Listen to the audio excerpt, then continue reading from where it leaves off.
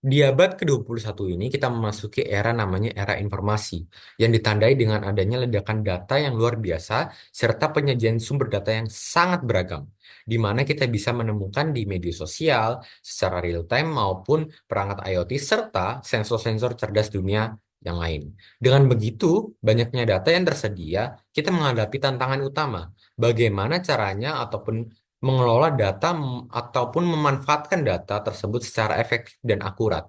Di sisi lain, munculnya juga tren positif, yaitu data science ataupun artificial intelligence di era informasi di abad 21 ini, di mana memberikan dampak yang cukup besar. Dampak yang positif yaitu mengidentifikasi pola yang tersembunyi dan juga membantu menganalisis data yang besar dengan mudah dan membuat prediksi yang lebih akurat lagi dalam data-data yang sudah disajikan. Teknologi-teknologi yang seperti ini mengubah berbagai sektor seperti sektor kesehatan dalam mengambil keputusan yang berbasis data secara lebih cepat dan efisien. Tantangan terbesar dalam sektor kesehatan sendiri adalah seringkali terjadinya kesalahan diagnosis penyakit pada pasien. Menurut data dari Kemenkes RI tahun 2018, sekitar 10-15% kasus diagnosis di rumah sakit mengalami ketidakakuratan yang berisiko memperburuk kondisi pasien tersebut. Oleh karena itulah, penggunaan metode machine learning sendiri sangat diperlukan karena memiliki keunggulan ataupun kelebihan yang cukup dalam mendiagnosa penyakit, yaitu mengidentifikasi pola yang sulit dideteksi oleh manusia dan juga menganalisis data-data dalam jumlah yang besar. Oleh karena itulah saya, Marcelo Yermiasite dari SMA Negeri 13 Surabaya, akan mempresentasikan penelitian saya yang berjudul Menuju Otomatisasi Diagnosa Penyakit yang Akurat dan Aman dengan Teknologi Machine Learning.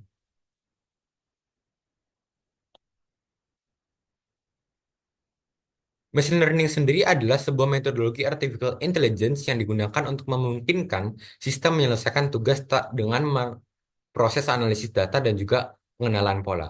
Salah satu metode dalam machine learning adalah Supervised Binary Classifier ataupun SBC, di mana SBC ini adalah sebuah metode machine learning untuk mengklasifikasikan data menjadi dua kategori, di mana model dilatih dengan menggunakan data yang sudah diberi label seperti yes ataupun no. Dan juga kelebihannya adalah mudah dipahami serta banyak aplikasi-aplikasi yang bisa diterapkan. Namun model ini memiliki kekurangan seperti data yang diperlukan harus berkualitas tinggi dan juga bisa mengalami overfitting jika data tidak cukup baik. Adapun metodologi penelitian yang diperlukan adalah mengevaluasi 5 model dengan dataset penyakit yang sudah disediakan, yaitu sakit jantung, diabetes, hipertensi, dan juga stroke.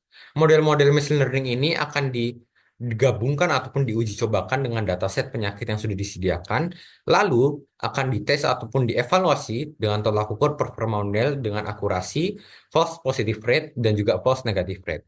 Nantinya akan dihasilkan visualisasi hasil model yang dihasilkan dari 5 model tersebut serta dari 3 tolak ukur performa model tersebut.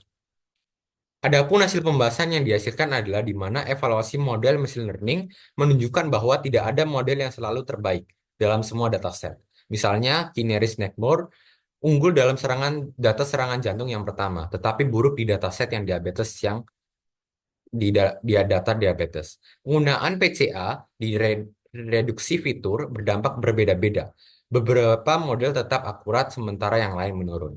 Sementara itu analisis FPR ataupun false positive rate dan false negative rate mengungkapkan bahwa meskipun akurasi tinggi, kesalahan false negatif atau misdiagnosis lebih sering terjadi pada dataset yang tidak seimbang, seperti serangan jantung yang kedua dan juga dataset yang diabetes. Adapun kesimpulan yang saya dapat dalam penelitian ini adalah yang pertama bahwa model harus disesuaikan dengan karakteristik penyakit tertentu dan menghasilkan data yang cukup akurat dan juga lebih efisien. Dan juga adanya perhatian khusus pada pengurangan false negative rate ataupun false positive rate yang penting untuk mencegah diagnosa penyakit yang keliru pada pasien yang bisa memunculkan dampak yang berbahaya juga. Demikian presentasi dari saya. Terima kasih. Wassalamualaikum warahmatullahi wabarakatuh.